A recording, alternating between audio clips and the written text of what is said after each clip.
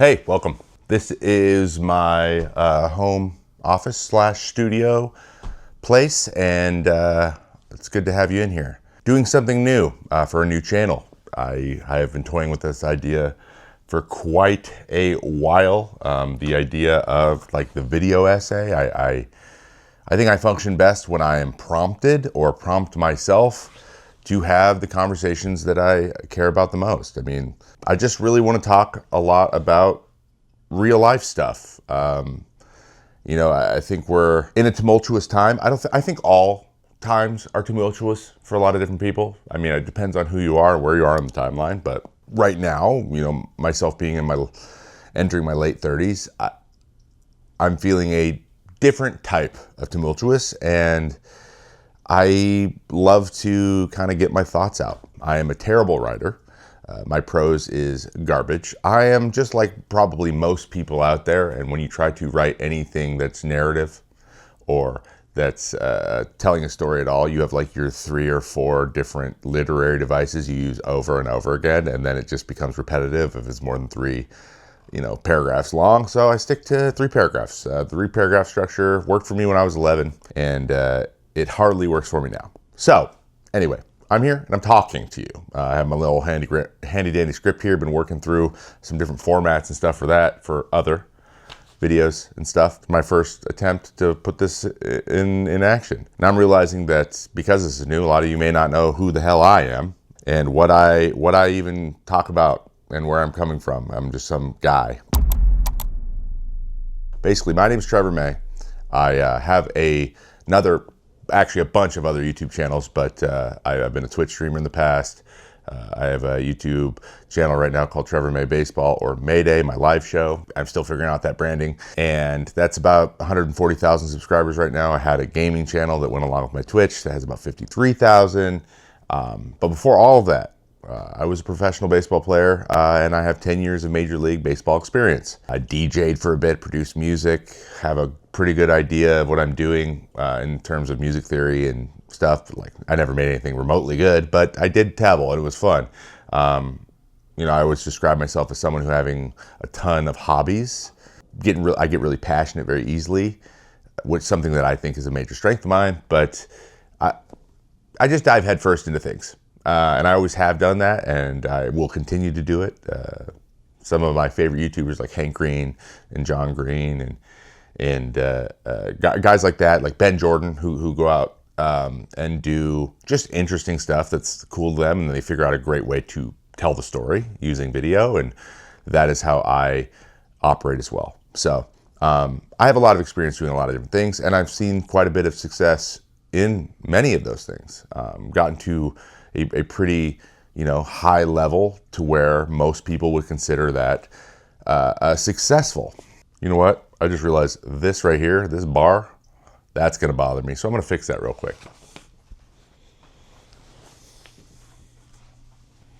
Pillow, maybe? Oh, is it this one?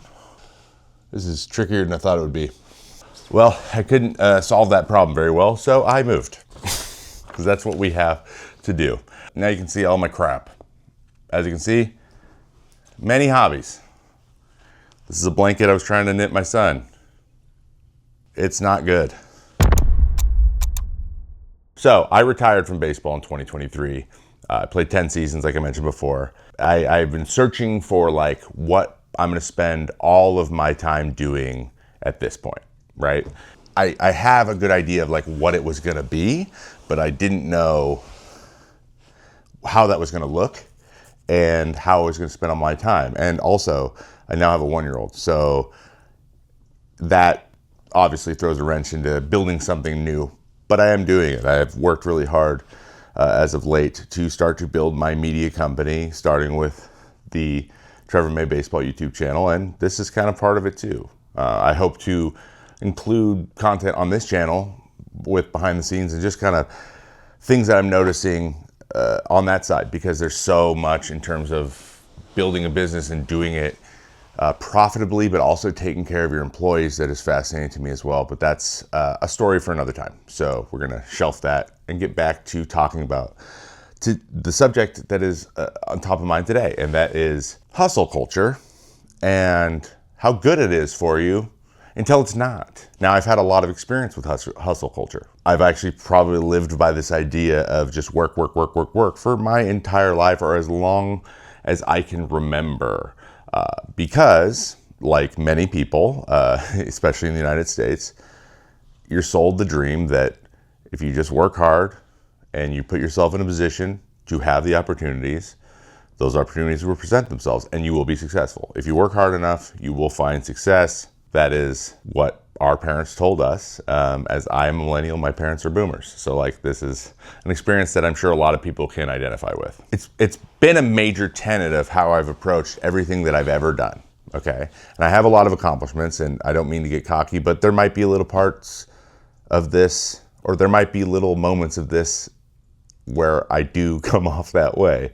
But humbleness only goes so far. So I'm only doing that to illustrate, how success can be found through hard work and how that is possible, but only to a level. And the idea to make this video has been swirling in my head for a really, really long time. I've tried to find ways to talk about this, but one of the major things that I'm trying to break out of is this idea that I only have expertise on baseball. Like, I only have expertise on the things that I did at a world-class level, and that I don't have any place to talk about the other stuff. But I think when it comes to lived experience, I think when it comes to these like human condition ideas, more people have more authority on those situations than I think I give credit for, and I think I'm one of those people.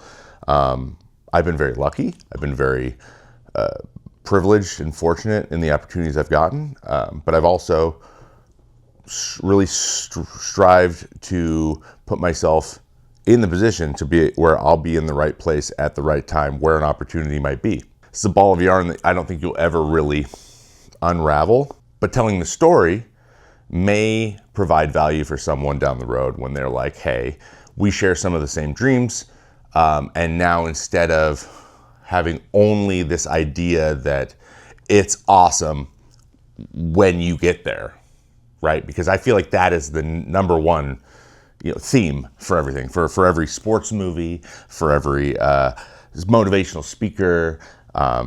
Like, there's only a little bit of time spent on the shadow side, the not so great, the downside of having this kind of approach to everything, and it's all on the positives that you receive, which makes a lot of sense. I mean, I'm not gonna yuck anyone's yum. That makes a lot of sense.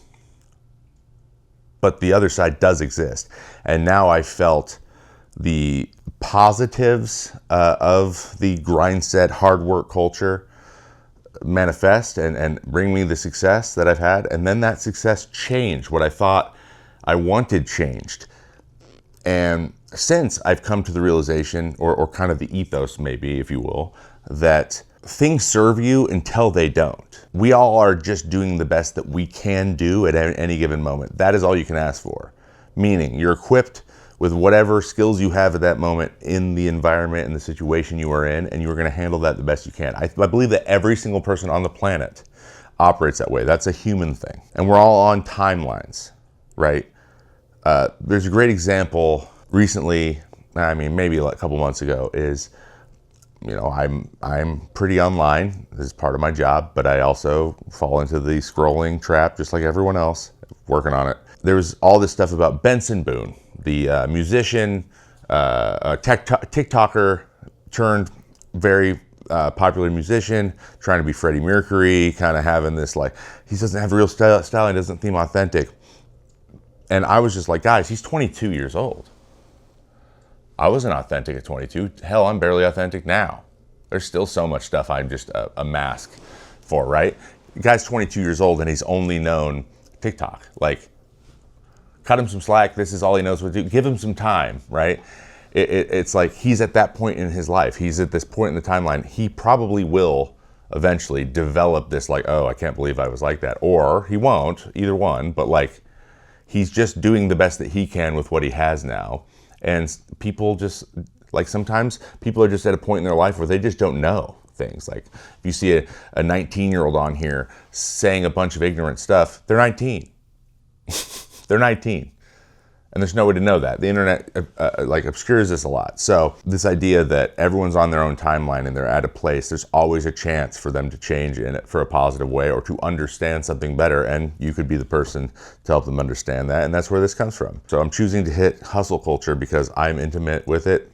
And it's been annoying the hell out of me lately how this phenomenon is being represented now on YouTube. Drives me crazy. The guru idea is driving me crazy. And this isn't a knock on anyone who is a guru, right? I don't know anyone personally, but I take exception to some of the people that have taken over as role models for young men and women that are only telling you one small piece of the story because it benefits them monetarily, which I also don't blame, because that is the way the system's set up. You're being incentivized to do that, and then the viewer is being incentivized to do your thing so that they all benefit. Like, we're just incentivizing each other based on the tools that we have, and those tools suck, and it drives me crazy. And I'm here to tell you what I did.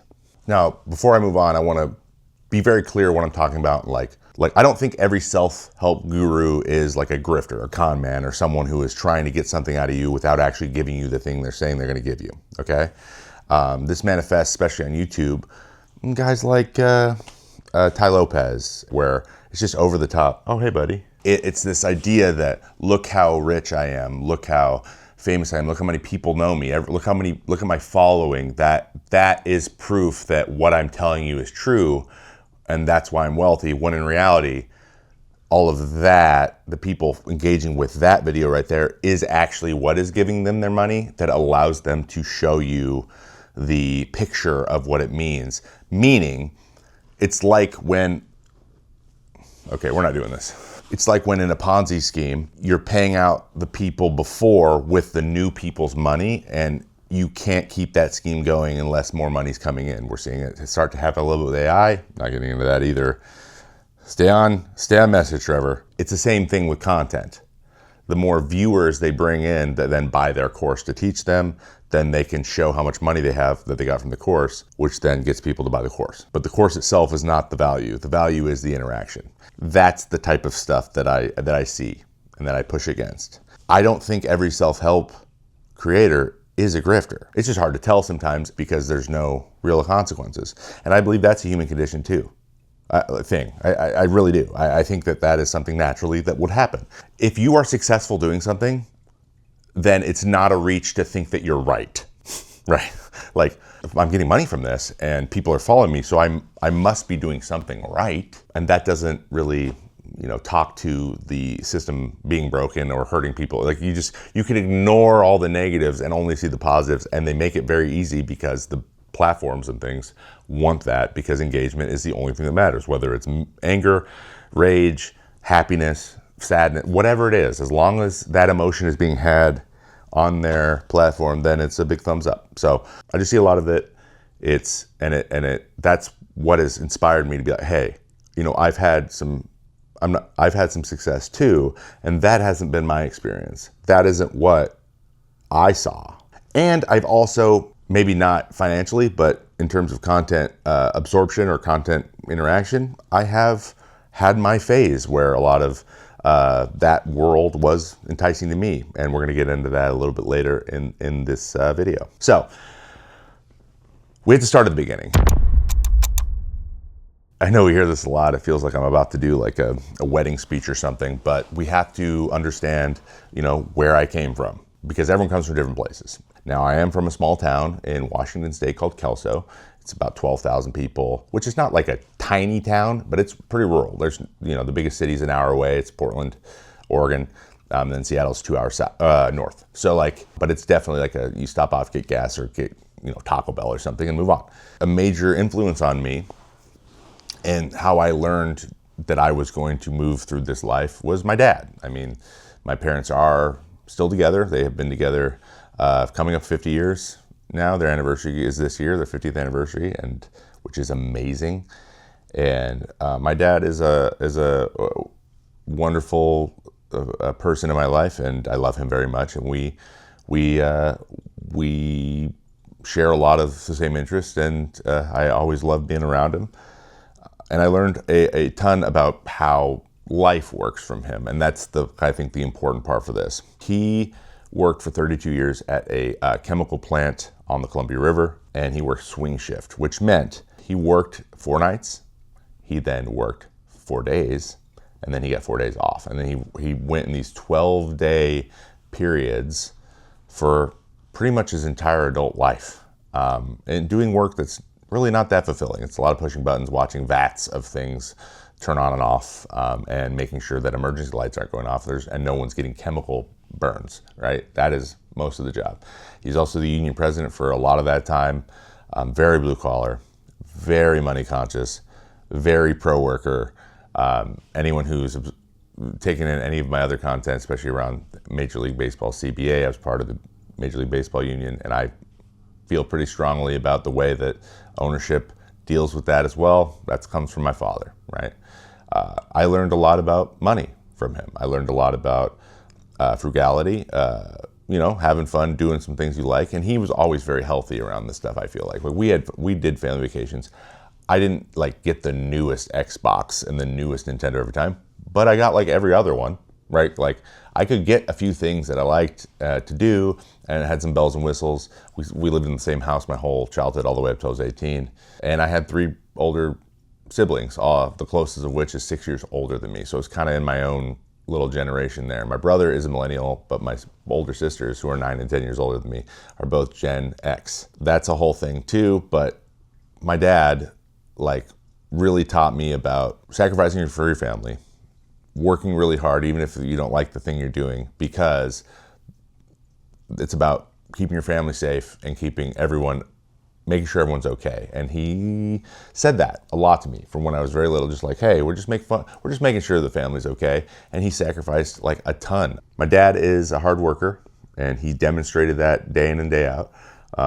Sure, he got frustrated. Sure, he didn't seem like he loved it that much, but it was always very apparent to us that he was going to do whatever necessary to make sure we were all good and we all got as much of the things we needed as he could provide. And he was most of the income. My mom was a early childhood education teacher for a good portion of my childhood, but she was stay-at-home mom for at least for the first 10 to 15 years of the kids. So older brothers and sisters, youngest of 4. So the first thing I remember learning, or the first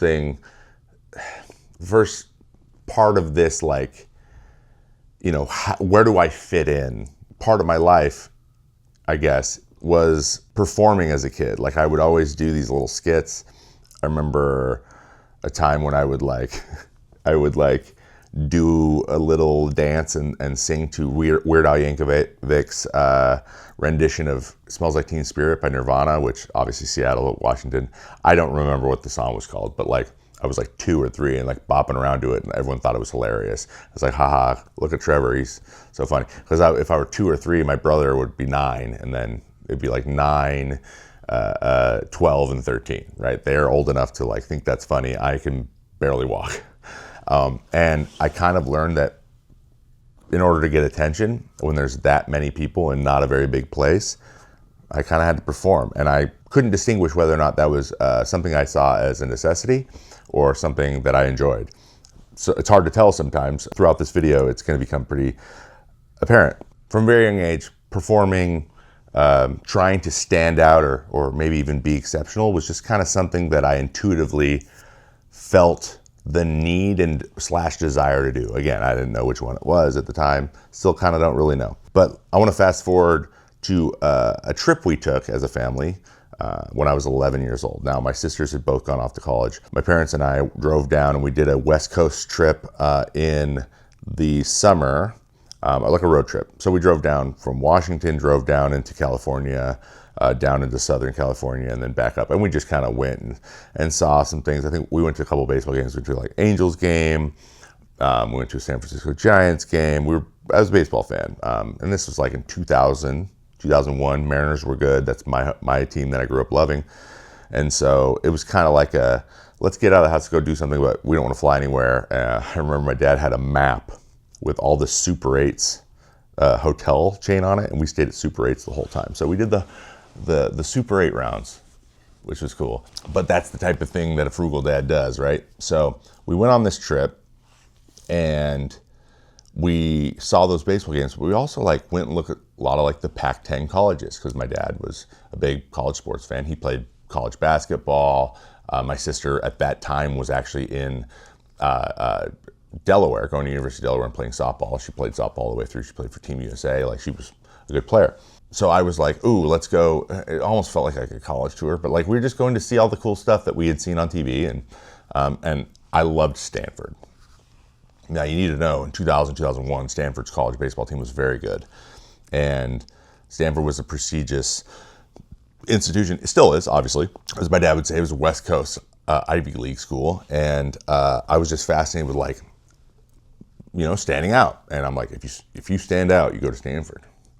And they're good at baseball, and I love playing baseball. So maybe there's something there. And we went there. I remember I got, you know, a hat with the tree and the S, and I was like, I want to go here, Dad.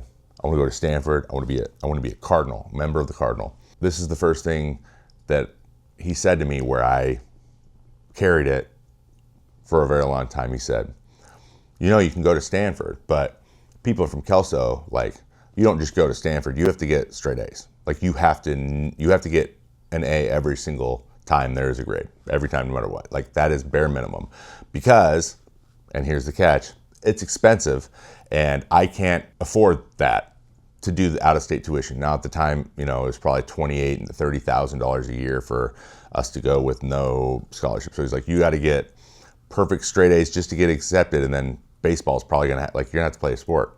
Like, that's just realistic. He was being realistic. I was 11. I just heard that. I wasn't like, well. I was more like, okay. I just said, all right, if that's what it takes, then I'm going to try to do that. And I did. I actually did. I never got an A minus. I got A's all the way through. I was a valedictorian in my high school because that was the goal. But it's funny, the plan actually changed. I just kept with that stuff. You got to get straight A's. And you gotta get some sort of scholarship, because hard work brings success. If you work super hard, if you work extraordinarily hard, harder than normal amounts of hard, then that level of success is attainable. It's almost like he's like, okay, we're in an arcade, and that is the prize at the top. That is the million tickets prize. So you need to do million tickets worth of work to be able to afford that prize. And I just said, that metaphor makes sense. I understand that. That's the American dream. The amount of work I put in is going to produce an equal, you know, outcome, the outcome that I want. And I just took it to heart, and that became my North Star up until, I'm gonna be honest, that's still kind of my North Star, but we'll talk a little bit about how that is changing recently. Now, I know this sounds familiar, and I've already touched about how, like, the American dream has definitely changed in this day and age, but I will say, because sports were eventually the thing that I went into, I think at least the meritocracy of that, like, you work really hard and you can achieve the highest level goals of that, sports might be the one that's still fairly true. I think it's less true than it was, but it's still pretty true. Like, if you're good enough, you will be given a shot. It's just, if you prove, because even in terms of capitalism or whatever, it's financially viable to have the best guys, right? Like, you're worth more money, and if you're worth more money, then you're gonna get that, and that's kind of how sports work, and they kind of have to work that way. So I will say, I think this still applies to that. Okay, so moving on to high school,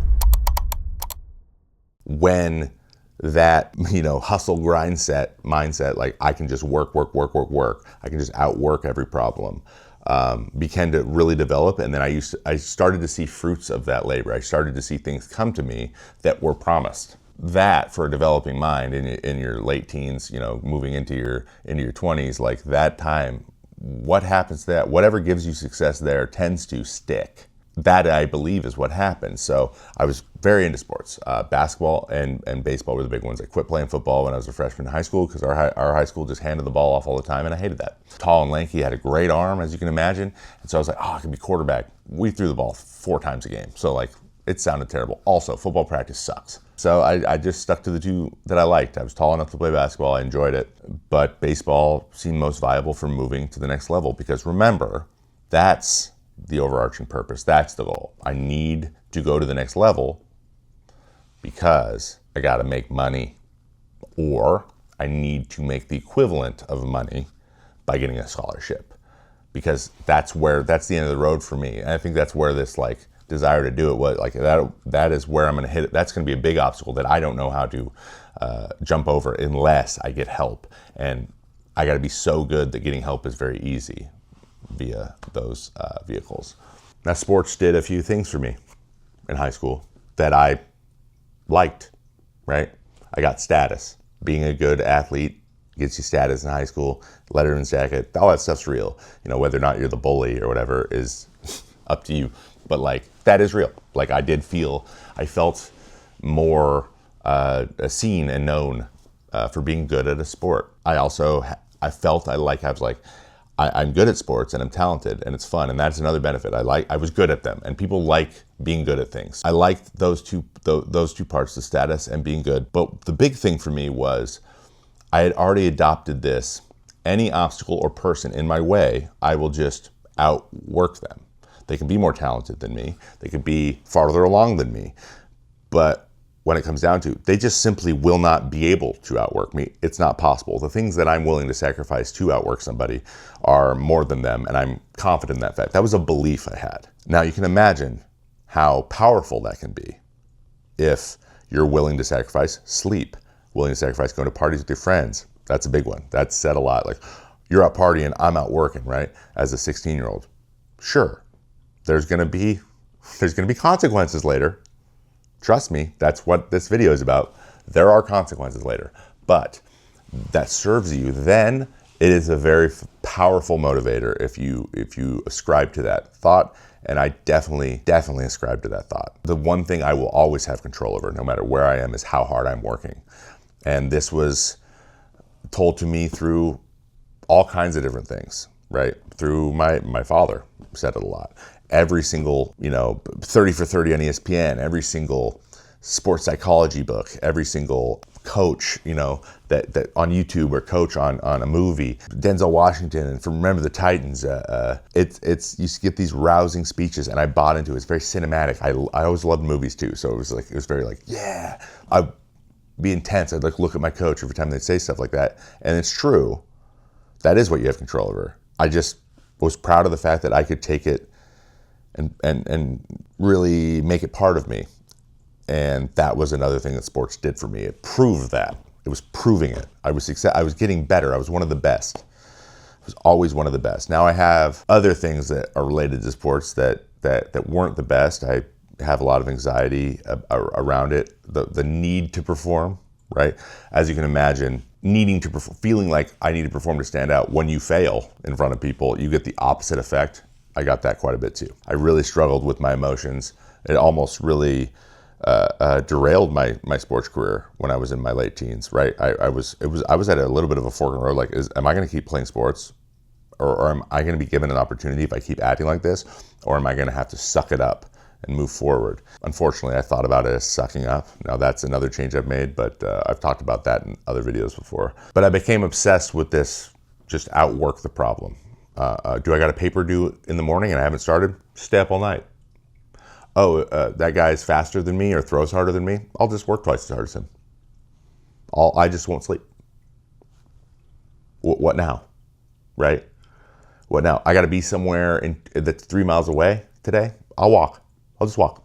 I'll walk all the way across town to get there because I decided I'm going and I'm going. That is awesome. I mean, that shows people, like, that's a good way to also ingratiate you with people making decisions about you and your career, right? They're like, this guy will do whatever we need him to do.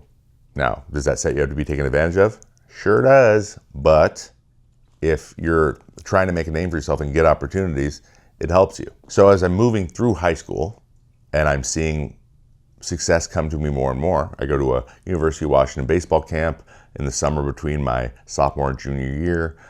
The coach takes a liking to me. I'm throwing harder. I'm growing really fast. He sees, his name is Ken Knudsen, he sees that, he'd like me to be on the team. And I get offered a scholarship. I sign as a junior. I get a full ride to University of Washington, which is only 2 hours away. So, like, best of both worlds. Can stay close to home, but it's in a bigger city. I get to progress my life. I get to go to a really good school. University of Washington's a great institution. Like, I get to do all of these things, and I got a full ride. So like, it's relatively, still got to pay some money, but manageable. I get a job. I can do it now. This is an option. That was a realization that I worked so hard, and now I'm going to get one of the fruits of that labor. I was valedictorian, like I mentioned before. And then I ended up getting drafted by the Phillies. I had a phenomenal senior year. We won all the state championship. We didn't win it, but we had 25-2. A lot of the guys on my team, like, you know, best baseball year. A lot of them last time they ever played. A lot of great memories.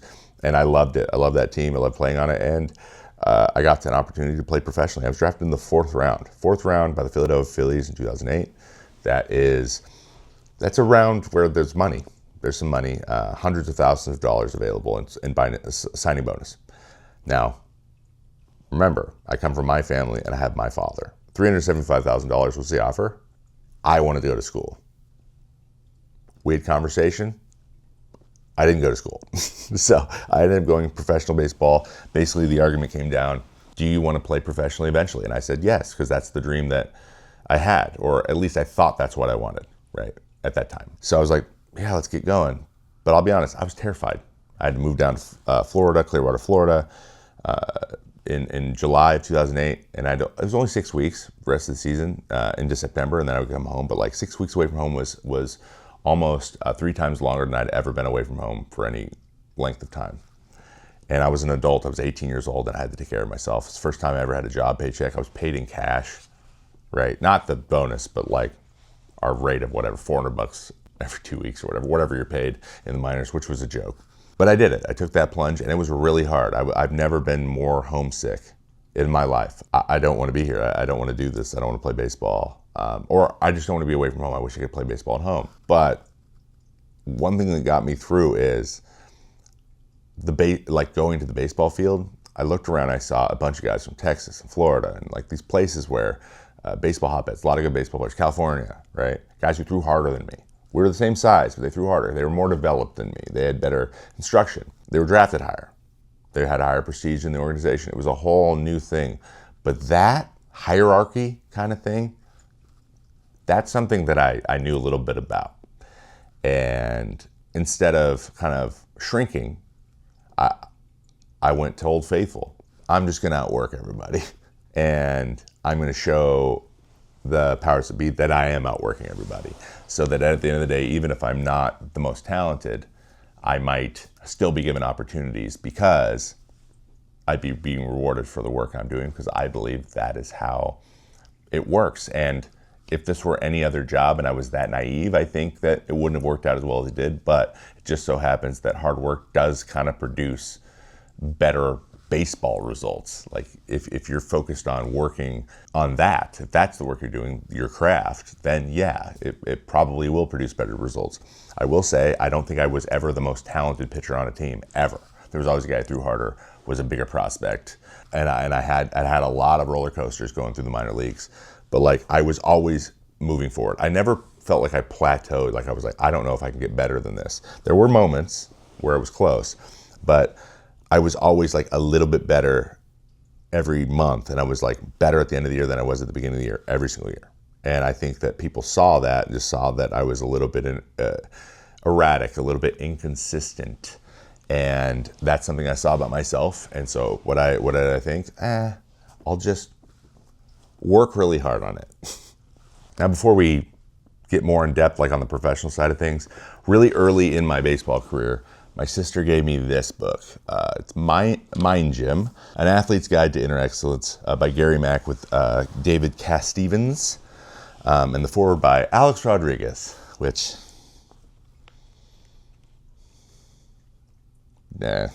what this really, I think, hits on is how to prepare yourself mentally and how do you control yourself mentally, because like I mentioned, I had emotional problems. I had anxiety problems. A lot of that was because of my relationship with sports. And my older sister also had it as well, the one that played softball. So she found this book and she gave it to me. And I read it before spring training, every single spring training for years and years and years, just to refresh the process of how do you build your mind gym. And there's a lot of good stuff in here. Like, of course, there's tons of platitudes. Whenever it comes down to like self-help books like this, or like these things could be a PDF that's 10 pages long and you can get the gist, right? But you need anecdote after anecdote to turn it into a book and make it financially viable, which honestly, if you are a person, like a mental skills person, I mean, I don't blame anyone for writing books like this. It's interesting. There's lots of good stories in it and stuff. Like, for example, the back here, Mind Gym hits a home run. If you want to build mental muscle for the major leagues, read this book, Ken Griffey Jr. I'm like, okay, Ken Griffey Jr., like, I'm in. The mental skills were big for me, but it always came down to like, do this and do this and do this and do this and to try this and do this visualization, do this preparation before and after, and then it's about routines, it's about doing it now, it's doing it then, and it just, what it became was work. There's a lot of work to do. You have a lot of work to do to prepare, and I saw it that way. Now I am kind of working through it again, and trying to read it from the lens now I have as a 36-year-old who did the thing and saw how it worked. But that was my interpretation. So this isn't, to throw out like that this book made me that way. It was just the way I was taking that information in. The filter that I had made it that here's a bunch more work that you need to be doing up here in addition to down here. That's when I started to just think of it as like, just do more. Just stack it on top. Just keep putting stuff more, just add more work. And if you just do more than everybody else, you will have more than anybody else, or you will get farther than anybody else. That's, I think, where things started to get unwieldy.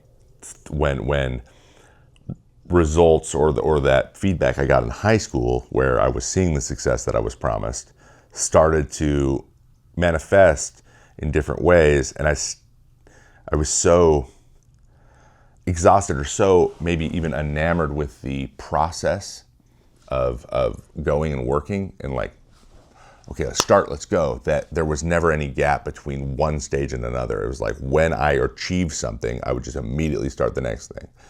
I saw recently a video of Shaq talking about this, that he really struggles, still does, and I don't know if he's internalized this yet or not, that what's the next thing? He's always saying that. That's why you see him everywhere. And some people say, oh, well, he's afraid of being irrelevant. Like, hey, people, like have their theories for why people do this stuff. And I totally understand and feel that same way sometimes, where I'm like, oh, I don't want people to forget about me, right? Performing, got to stand out. People got to know me. I'm the youngest.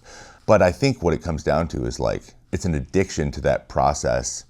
It feels like it feels like you love that process because you're not super worried about the results. And that's okay. It's okay to be process oriented, trust the process, Joel Embiid, and not be so results oriented.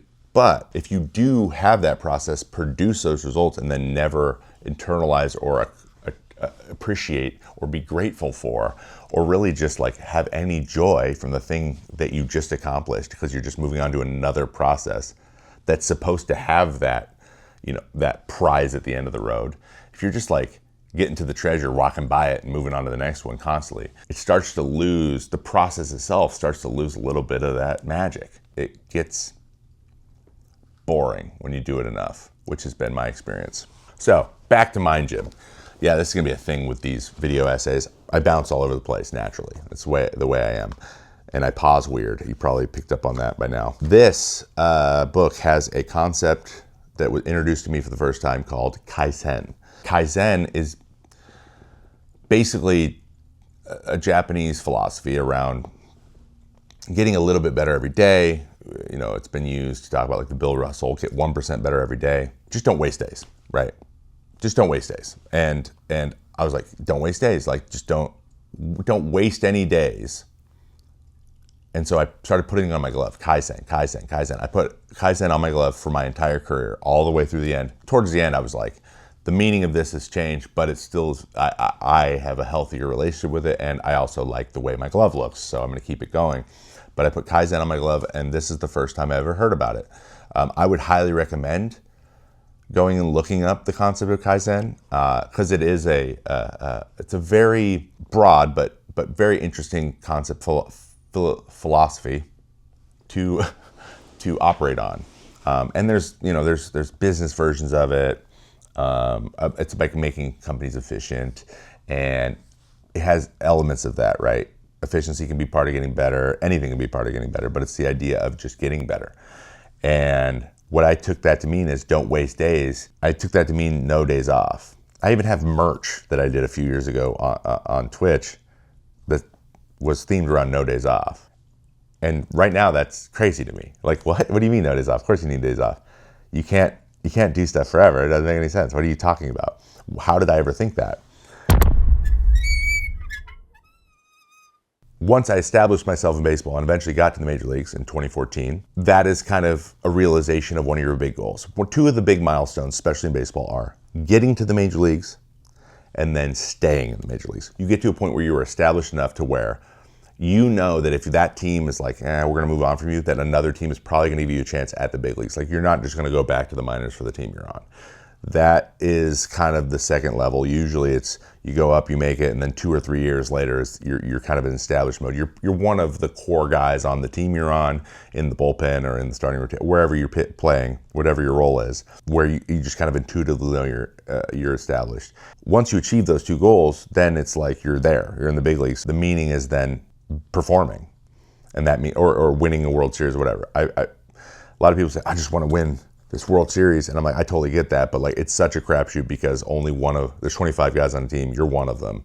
You only have so much effect on a team, on a game, on a season, on a series. Like, no matter how good you are, some of the best players of all time, Mike Trout, for example, he's never even gotten remotely close to a World Series, right? So that was always like, that would be nice, but like, that's like a goal that I was like, there's so much out of my control with that it was never like, it was always on the list, but it was never the top, because if I focused on that, I would drive myself crazy because I could only do so much, and I ended up being a reliever anyways, so I even did less. So I get to the major leagues. My ethos of hustle, hustle, hustle, grind, grind, grind got me there. I achieved the big dream. That was the 11-year-old Trevor saying, I want to go to Stanford, and then my dad saying when I was 18, do you want to play professional baseball? You want to be a big leaguer? And I said, yes. Those dreams realized. 2014 big leagues. I was established by about 2016, 2017. I got to be better than the year after last. I got to learn what I learned last year. I got to take it and make myself better the next year. And I did do that well throughout my career, and the hard work thing is a major part of that. By about 2016, I'm established. I'm feeling good, but I get hurt. I hurt my back, and I'm staying back from road trips. So I started to get into streaming on Twitch. So Twitch had been around for a couple of years at that point, but I found some guys just trying to kill time that I like to watch. Tim the Tatman, Courage JD, Ninja, like Lassus, like a bunch of guys that I enjoyed. They were around my age too. We were all kind of like the same age, and in our mid-20s. And they were playing video games online for people, and I love video games. Quick background. I played World of Warcraft. I almost have a year of my life, like a year in minutes total of my life in that game. Like, that is the fondest memories playing World of Warcraft. But I've always loved playing games. So I played Halo growing up, played tons of computer games. My best friend, my neighbor, his dad built PCs. He builds PCs now. And they always had the best setups. And this was like in the early aughts, mid-aughts, late aughts, the 10s, right, where tech was getting going. NVIDIA was starting to get big on the graphics cards, and gaming technology was coming up big time, Xbox and, PlayStation 2, 3, 4. So I gravitated towards them, and I was like, ooh, how does streaming work? How do you broadcast? So I bought a setup. I was hurt for months. I got into it, started streaming a little bit when the team was gone. At that time, I wasn't married yet. We were going to get married that fall. So my wife my fiance at the time came back and forth between Seattle and Minnesota. So I was like at home a lot by myself, home alone. Like, I go rehab, the team would be on the road. So I'd just stream. I'd stream during the games, like watch the game on the side, and I had a good time. And then I got really into it. I made some friends in the space, eventually made friends with Action Jackson Paul, who's one of my good friends now, Tim the Tatman. Started playing with him, and that kind of blew up. It blew up over the next few years. I was hurt for 2016, 2017 hurt my back. 2016 hurt my back. 2017 got Tommy John surgery. Missed 16 months. Had to stay in Florida for rehab. So the stream took off because I had all the time in the world. I was only rehabbing my elbow, and for a couple of hours every day, and then everything else was open. My wife was living with me at the time though, and this is gonna come up a little bit later, so file that away. And then 2018, the stream blew up and I kind of took it seriously, like a business. I can honestly say, I think in my streaming career, I made well over $1 million in total endorsements and things. Like things got big, 200,000 followers on Twitch, big social media following. People started to know me more for that than they did for baseball. And so I had two things now. Now I have two things. And like I said, what do? I just stack things. I just do work, just do it all. You can just do everything. You can do it. You can do everything. But then I got healthy and I had to play baseball. So I came back in 2018 with a full-time Twitch stream in the off season for 4 months and then 8 months of baseball. And then I started to try to balance all that kind of stuff. So now I'm like this content creator person, which in high school, I used to make, anytime I could make like a movie for an assignment or something, I'd do it. I loved that creative side. I've always been a creative person. I think of this far away from being a theater kid had baseball not been every moment of every day, right? So I could have very easily gone down another path. I naturally like doing this. Like this is actually what feels really natural to me. So streaming made sense. I got to play video games and I got to be myself in front of a camera. Sign me up. But then I had to start reconciling, like, when am I going to have time to do these things? Early in the 2010s, I had started to consume the content of some of the early kind of, business hustle culture gurus, hustle culture that I was well acquainted with. My first one was Gary Vaynerchuk. I know. I was even featured in his baseball player entrepreneurs kind of tops series. So that was pretty cool. And I still appreciate that today. We've spoken before. He once sent me a smiley face after I got a save for the Mets. Neither here nor there, but just interesting. Anyways, anyone who isn't familiar with Gary Vee, especially early Gary Vee, and I'm gonna give him props to this because I think he still does this. He always approached things from you don't have to do any of this if you're happy kind of mindset. Like none of this is a mandatory. None of it's required. I just want you to know about the possibilities. Or that's the way I read it all the time, right? I always read it that way. That's what I took. But one of his big things was saying, just say yes to everything, right? That was a tenet of what he preached. It was just say yes to everything and post all the time. And one of the goals was to grow my Twitch and grow my public facing persona, and that was to post all the time. So let's add another layer. So the pile, as you can imagine, it's pretty big. It's hard to carry at this point. A lot of hustle going on. Just hustle, just work through the whole thing. Just do it, just grind. It's your superpower. It's what makes you you. It is what makes you the best version of yourself. You won't be successful unless you do it. See how my tone just changed there at the end? That is what has begun to happen. So now I have the wisdom of Gary Vee. Let's go say yes to everything. Every interview, every podcast, every activation, every time someone wants me to be in something or do something, just say yes. Put yourself everywhere. Just be everywhere. Make people know you. Like the Pedro Pascal being in every movie lately. Take advantage of all the opportunities you get when you get them. I totally understand that. The problem was I never knew when was I gonna say no? Like when was the time? That's a great way to approach things. If you have so when does stage 2 kick in? Where I have enough things going, I'm doing the things that I want to do, and now I'm able to say no to the things I don't want to do. When do we get there? And I could have missed it. I'm gonna give Gary the benefit of the doubt here, but I just didn't really go into it with that. And that wasn't ever explicitly said. And that's what I'm gonna say now. If you wanna go into and say yes to everything, because I do believe it's a viable thing. I do believe being available is a valuable thing to people that want your services. That doesn't mean do things for free either. That just means participate. Participate in as many things that interest you as possible and explore. Take meetings on like interesting topics. But then once you realize that they're not interesting to you anymore, or like you've done enough meetings, you don't have a point where you're like, okay, I have enough stuff.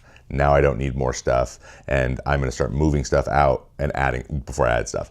There needs to be a second part of that plan if you're going to do it. So I highly recommend thinking about that if you're going to approach anything in that way. So back to my stream and my content creator side, and there was some public speaking in there too. Spoke to the Overwatch League.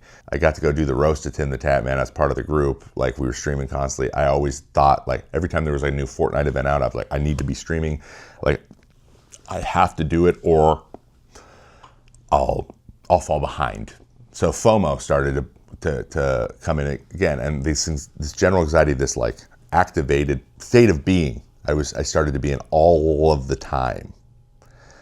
And I start to forget what being like in parasympathetic, in like relaxed mode felt like. I forgot what it felt like. And I was an athlete. So like, you're already up there all the time anyway. So like, if in the off season you can't relax, then when are you going to relax? The answer is never. You'll never relax. And it wears on you. So I have the 7.5 month, 8 month period of time.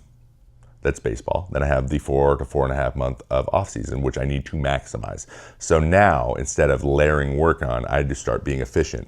How can I build my life and my processes to do this big stack of work that I built consistently and the most efficiently? Because getting rid of stuff, that's off the table.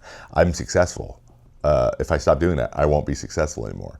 That was the connection I made. The hard work was what was causing the success. It just was. It was the amount of work that was causing success, not me, or not like it's there. If you stop working so hard, then your success will decrease. So to maintain it or grow, you have to just do more. That was my subconscious frame of thought. That was how I approach things. So I need to be efficient and I need to be productive. How do I do that? I chose to sacrifice everything else, basically. So here's where the turn started to happen for me. I started to realize that this wasn't serving me in the way it served me before. Now, I mentioned I got married in 2016, but have I talked much about my wife since then? No. Exactly. When did I hang out with her? Well, at the normal times. We'd have meals, it's here in the morning, we'd hang out, and then I would come home and we'd go to bed during the season. Like, that's all there was time for. And she kind of found her own things that made her excited, and she stopped working around that time because it was hard to work remotely and do all that kind of stuff and be with me. So we were both making sacrifices. I just happened to be sacrificing a lot of the time I had with her and completely forget about having like guy friends or even hanging out with my family that much. I wasn't doing it very much, and to that point, it's a big regret I have at this moment. Like, I should have been prioritizing my family more, and I should have been prioritizing my friendships more. And this is gross to say, and I can't believe that I am saying it, but it's true. I began to think that time not spent on progression or like working on getting efficient so that I can spend that time the best way to maintain everything I've built is a waste of time. There's no return on that investment of time or money. I even applied that to hobbies. This is a little bit from my dad, I think, a little bit from all this layered on top. Starting a new hobby or like getting into something interesting, like getting into coding or getting into, because I love to tinker. I knitted for God's sakes. If I did this 10 years ago, I wouldn't have started doing this unless I figured out how to monetize it. That's the way that I thought about time, that it needs to be able to pay for itself or it's not worth starting. And that started to creep into like hanging out with my friends. Like, I'm like, you guys want to do a podcast? Like, that's gross. I still think that way sometimes. Like, the only time I talk to friends is during our podcast because it's an excuse to meet each other, meet up. But guess what? You can just talk to your friends. You can just hang out. You can just sit around and do nothing. And that just left my brain. Like, it wasn't even possible. Impossible. Crazy. And I started to get really anxious about it. Then FOMO started to come in. Like, if I tried to rest, I'd be like, but I could be doing this. And on the weekend, oh, you want to go for a hike? Well, I wanted to make this video. Like, that's crazy to think about. And as you can imagine, my partner and I started to disconnect, and I wasn't attentive, and that led to not great outcomes. Now, I don't want to go super into the laundry there, but needs weren't being met. My needs weren't being, I wasn't meeting my own needs. So like, you need human interaction, you need friendship, and you need to have good conversations sometimes. And it just went to the wayside. And then things started to change into where I was like, I need to make some changes. And this all kind of started to happen in 2022. I was in the second year of my contract in New York. And I was really not enjoying playing baseball either. And I think a lot of this, I think this was my body and my brain telling me intuitively, like, hey, the way that you're valuing things isn't fulfilling you at all. So we're just not going to let you feel anything. And even baseball started to turn into this thing where every time I like threw a good inning or got my job done, I would feel relief that I didn't fail, not excitement that I succeeded or joy or anything. It was just like, oh, thank God. And then I would look forward to the next day. It's because that's how I operated.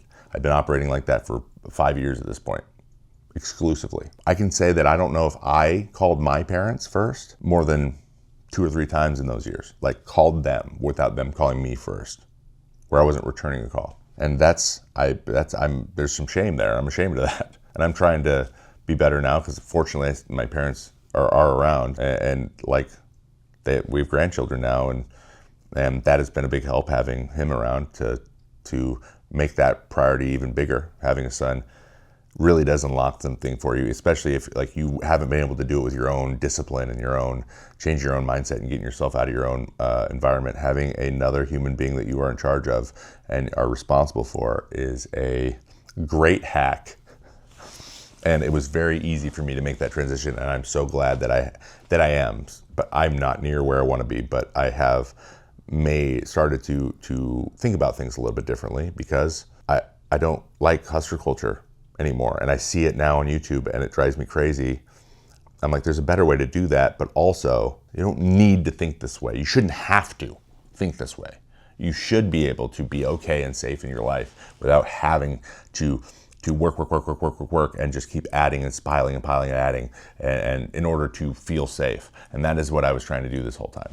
In the spirit of change, I'm gonna take my hat off and do the rest of this video with that one on, because I'm being brave. There were some other things that happened with my relationship with baseball as well that really locked a lot of this stuff in, or really made me realize. I was 8 years into my major league career at this point. So I'd been playing professional baseball for 14 years.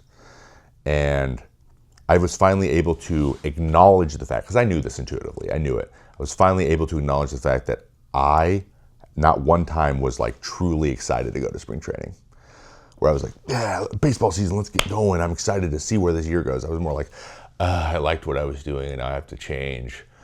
It wasn't that I didn't like baseball. I liked playing. I liked the art of it. I loved figuring out how it works. I loved like preparing for hitters. I love the cat and mouse. I loved the adrenaline. I loved the feeling powerful. I love throwing hard. I love competition. All those things that are part of me. I am correct in saying they're part of my identity, and I love them. But transitioning sucked. Moving sucks. I hate traveling sucks. I hated all of that part.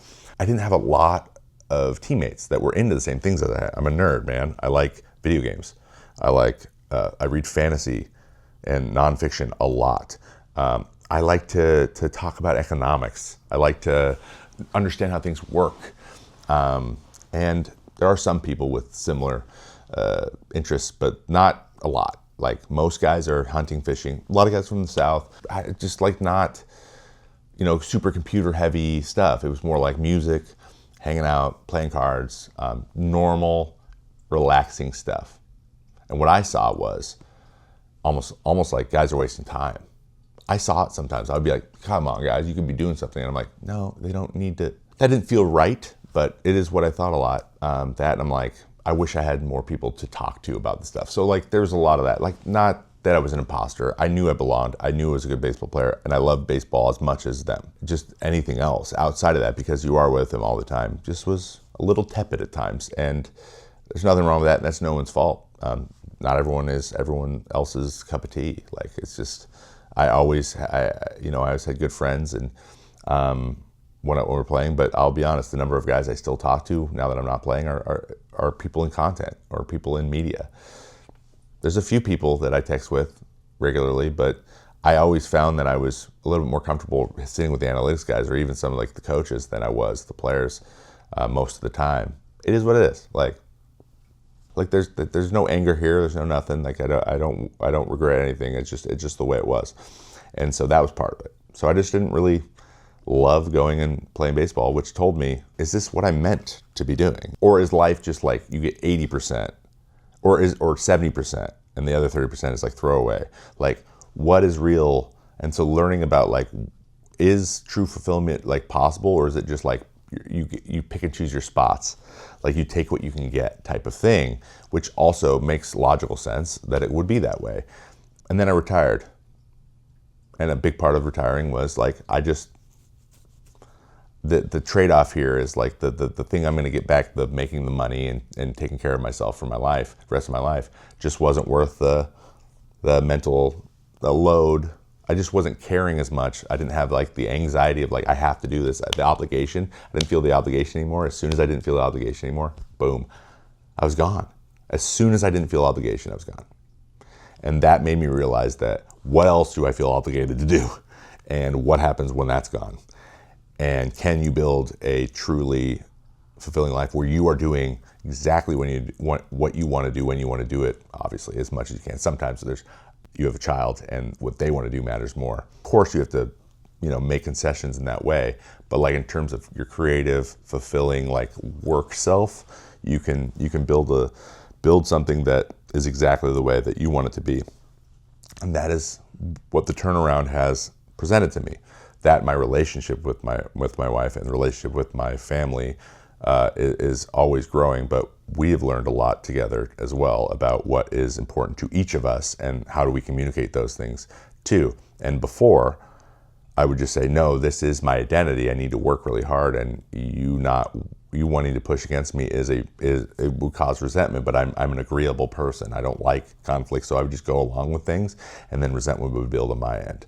So like this work mindset, this one way of doing things wasn't serving me anymore almost anywhere. Wasn't serving me in baseball, wasn't making that enjoyable, wasn't serving me in my relationships. Twitch, I got a little older, I stopped streaming as much. I parlayed it into baseball stuff now. Only doing that also doesn't fulfill me, but doing it when I'm feeling really inspired does. So like there's an amount that is the sweet spot. And so I found those things, and I'm finding fulfillment in all those different areas of my life now. And I think that is what happens sometimes if you sit in this grind culture forever. It can happen where you don't develop the skills you need to then say, does this apply here? Does ramming my head through this wall apply here? Because sometimes it still does, but a lot of times it doesn't. And your life changes and your goals change. And that's where I'm at. And it became very, very, very hard to acknowledge that. And I'm only at the very beginning. I'm scratching the surface. I still feel like this anxiety to like, oh, something crazy happened in baseball, I need to go talk. And I don't. This idea that I have to. That is what I think that, and I start to get tense and start to lean forward. I physically do it like, okay, I have to do this and this and this and this. And now that I gave those things to myself, I'm realizing, do I want to though? Do I want to? Or am I going to just do this till I burn out so that I have an excuse to stop? Which is how I used to operate. I used to go so hard that I'd burn out and be like, I'm sick.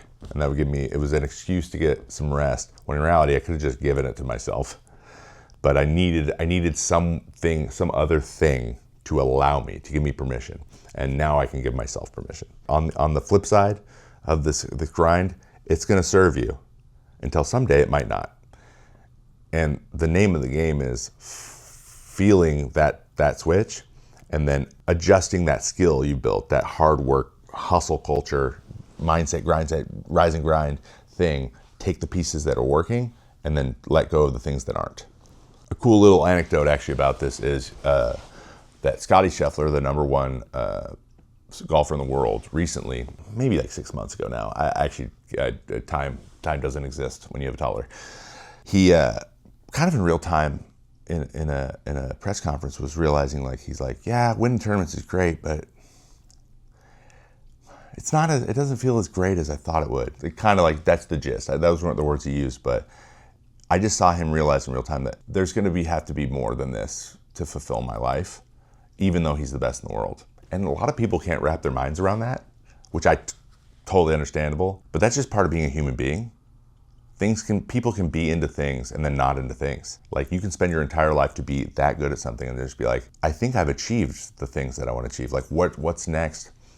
Do I have to become this like narcissistic, obsessive, like I have to be the greatest of all time? Is that the next level? Because that doesn't sound that good to me. And that's what I got from Scotty. So it was just awesome to see another guy kind of just be thoughtful and be like, huh.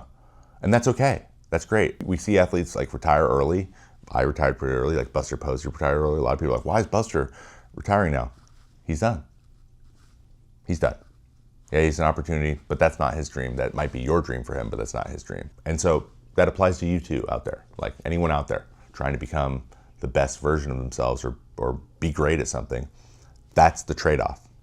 The sacrifices have to be worth it. And then someday those sacrifices won't be worth it, and you might have to then stop doing the thing you strive for in the way that you're doing it.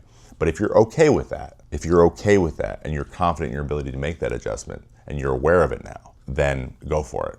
Still, like that opportunity still exists. Sure, there are certain industries where it's rigged, and the American dream is dying, and wealth is whatever. But if wealth accumulation isn't your goal and fulfillment is, there's always a chance, and that dream still does exist. And that's not just in America, that's everywhere. But you have to be okay with the things that you don't get from that to be fulfilled. And that's the name of that's what everyone's trying to do here. And that's why it feels so bad right now. It's because where are those opportunities? They feel like they're getting scarcer and scarcer, but there is hope. There always will be hope, because there is certain things that you can always control and no one can ever take from you. And that is the way that you approach going for the things that you want. You can always adjust. And if you're okay with it, if you are able to find a place where you're like, you know what, it didn't work out and I'm gonna push forward in a different path, and it's scary, but I know that and I'm doing it because I think that it's gonna be fulfilling, then that is all you need. That's all the equipment you need. So I'm gonna wrap this whole thing up, this really long video that I believe is 2 hours long, with the state of guru culture. If you are still out there interested in taking a lot of what some of these guys say, just know that there is an element of rest that needs to happen, and there is the other side that is like they work together. It's very important for you to take it with a grain of salt, because if you can accurately determine what their motivations and what their intent is, like what do they get out of you participating, and you're okay with that, then you are your own person and you can do whatever you want. I hope for you that you have that understanding before participating in any programs or anything that may be hawking you this menu of goods that aren't real or aren't attainable. Like Grant Cardone always talks about how anyone could be, a billionaire. It's just not true. Like you have to sacrifice things like, I don't know, like caring about empathy a lot of times, or like the idea that anyone exists but you.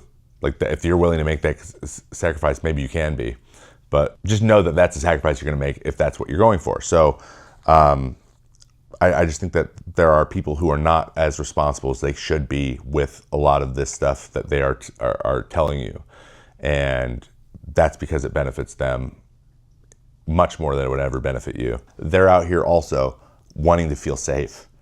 They want to feel secure in what they're doing. Everyone wants to feel safe and secure. That is universal.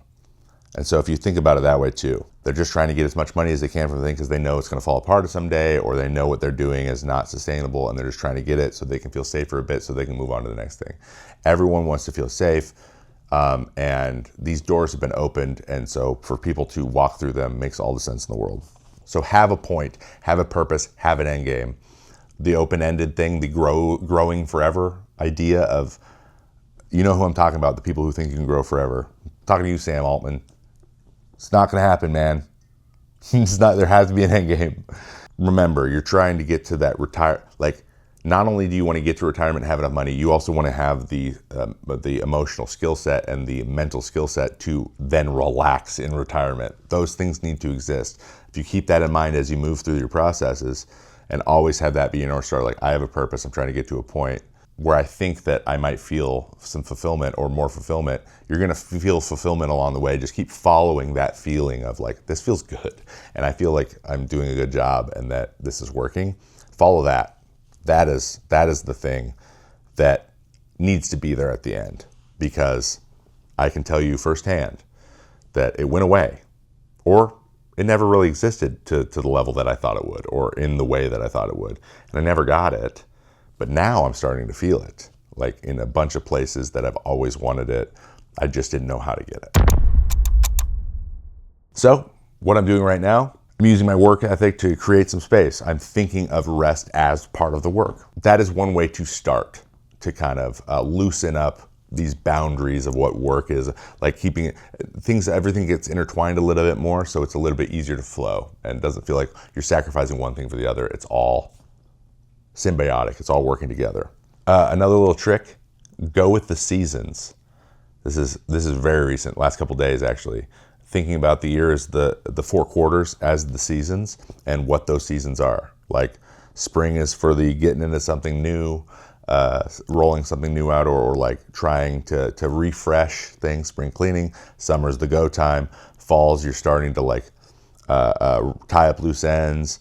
Winter is for chewing on ideas, just writing stuff out, organizing, whatever, and not really looking forward yet, just kind of processing the prior year, working through some of those, any new ideas you have, putting them somewhere where you can revisit them at the turn of the year, and then once you get right back into spring, do it again. Like thinking about stuff like that, and I'm in the Northwest, so we have very clear seasons. Sorry, people down in Arizona, good luck. Thinking that way naturally builds in like, oh, it's winter, I'm supposed to rest now, everyone else is.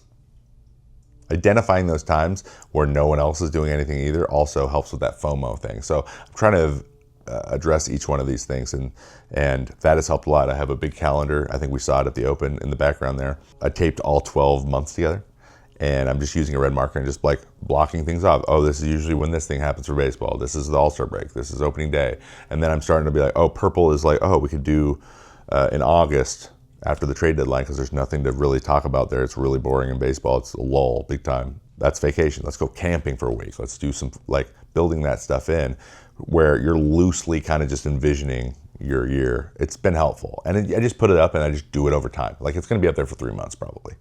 That's just an interesting thing I'm trying, and it feels. So before I go, let me leave with this. Remember, everyone is on a timeline. Every single person out there experiences time differently, and they don't know what they don't know, and they do know what they do know, and they are doing the best that they can do with the equipment they have right now. Hopefully that helps you give people the benefit of the doubt and have a little empathy. Empathy just means understanding them. Doesn't mean you have to do anything. Just like, okay, that sucks. I still don't agree with what you're doing, but that sucks. But at least I know that it's hard, and I can put myself in, like, it would be hard for me too, right? So remember, you're on a timeline too. You don't know what you don't know, and you're doing the best you can do with what you have right now. So in the spirit of trying to find the thing that's works for you, sometimes when you hear like, just go, just make the thing, just do the thing, it just presents itself. I've been worrying about doing this video for years, and I'm so glad that I'm doing it. It's been a lot of fun. I'm having a great time. Now, I hope this helps somebody somewhere. Anyone, if this gets 10 views, great. If you're starting your journey or you're already on it, remember, if you're getting like, feel stuck, you're still moving along that timeline. And there is something that you can do. It's about what decision you're gonna make now. And when you feel stuck to like, I don't even know what to think, I don't know where to look or start or whatever, take a piece of paper or a notebook and just sit and then dump your brain onto the page. You never have to read it again. It doesn't need to be intelligible. You don't have to, the handwriting doesn't need to be readable. It doesn't have to be formatted at all. It doesn't even have to be spelled right. Nothing, no period. You don't even have a grammar.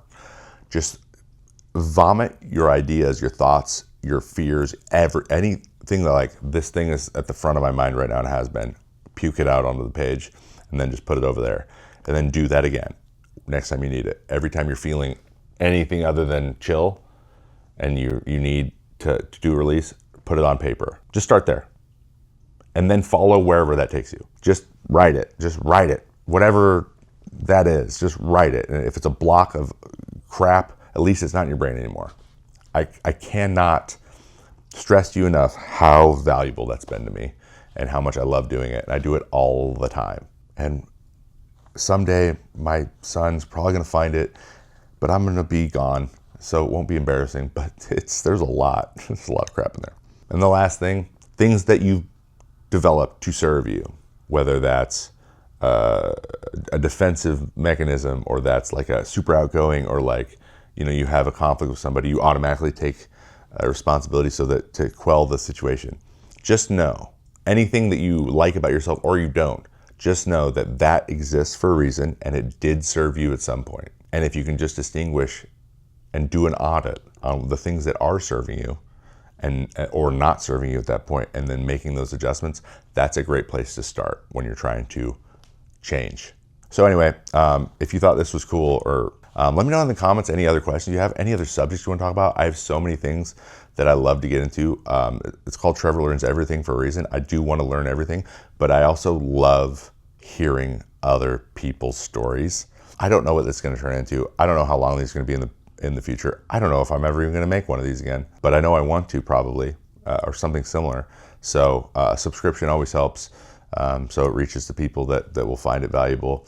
Hopefully I could have just been a soothing low voice in the background as you work through something or did something, you're just interested in the story, but I'm here, and I will read these comments, trust me. Trevor Learns Everything, where Trevor tries to learn everything. Drink your water and have a great rest of your day.